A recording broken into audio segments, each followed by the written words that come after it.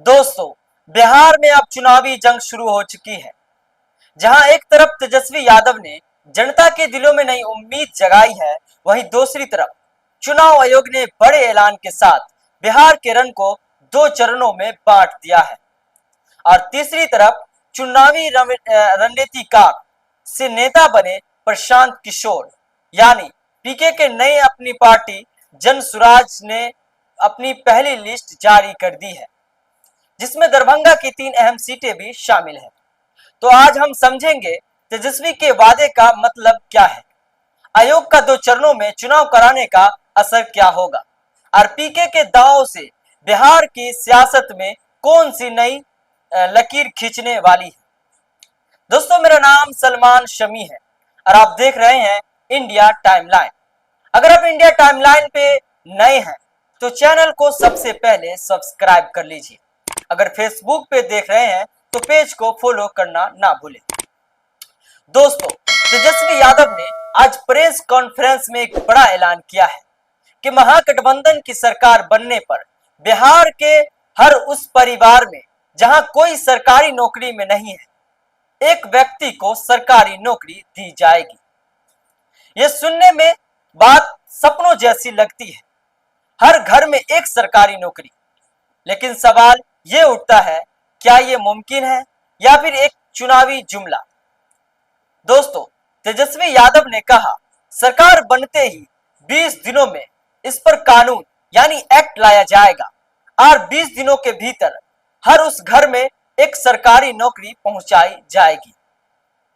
अब यह आंकड़ा सुनकर जनता में जोश भी है और जिज्ञासा भी, क्योंकि बिहार में बेरोजगारी दर 14% से ऊपर है। हर साल लाखों नौजवान नौकरी की तलाश में बाहर जाते हैं।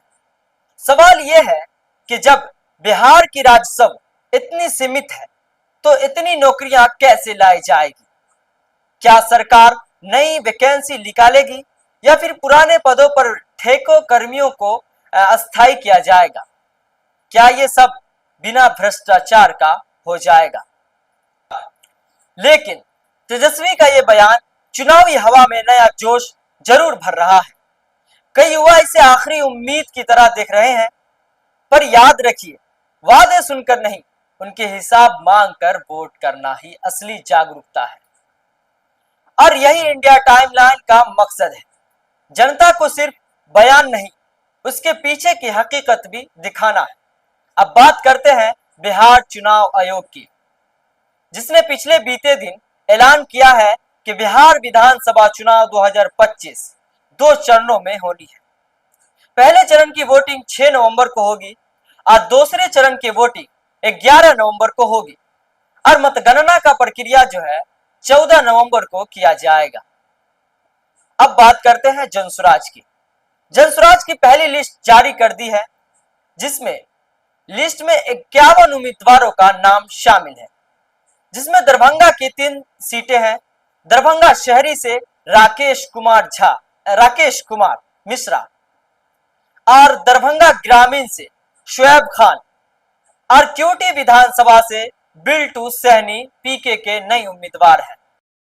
हर जिले में नए चेहरे उतार रहे हैं, जो पुराने राजनीतिक घरानों से नहीं बल्कि जनता की जमीनी लड़ाई से आए। अब देखना है कहां तक सच साबित होता है। लेकिन सवाल यह भी है कि क्या जनता अनुभव को छोड़ेगी और प्रयोग को चुनेगी। क्या पीके के उम्मीदवारों में इतनी ताकत है कि आरजेडी, जेडीयू या बीजेपी जैसे बड़े दलों को टक्कर दे सके। दरभंगा की राजनीति हमेशा निर्णायक रही है। यहां से उठी लहर पूरे मिथिला को दिशा देती है, और इसलिए इन तीनों सीटों का मुकाबला बहुत दिलचस्प होने वाला है। तो दोस्तों, आज के लिए इतना ही। मिलते हैं फिर कर एक नई वीडियो के साथ। तब तक के लिए अपना ख्याल रखें। अगर वीडियो आपको पसंद आई हो तो लाइक जरूर करें और दोस्तों में शेयर जरूर करें, और अपनी प्रतिक्रिया कमेंट सेक्शन में देना ना भूलें।